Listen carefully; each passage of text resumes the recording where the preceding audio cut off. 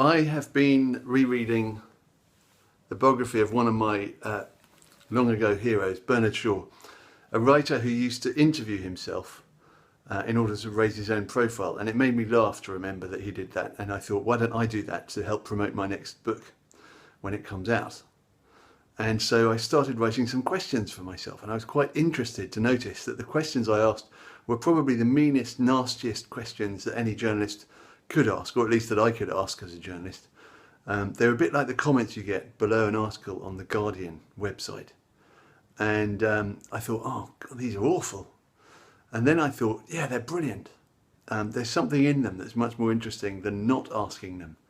They're a bit like the critical comments that my own sort of inner critic voice in my head says when I'm about to make an ass of myself, as indeed I may be about to do.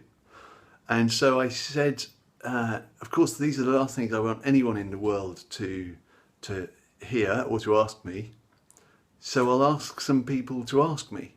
And so I've just sent them to some of my friends, some people who are brilliant at this sort of thing and who I trust. And they have started to record these really mean, horrible questions. And I've received some of them already. And just listening to them, I laughed out loud because they were so outrageously mean that it was kind of funny.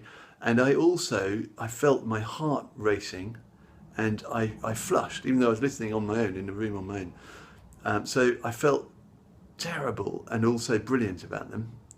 So what I've asked someone else to do is to merge all these different voices asking these different questions. And once they're all merged onto one soundtrack, like the worst, meanest ever press conference, I'm going to film myself listening to these questions. And if I really get any courage, I might even come up with some answers to them. We shall see.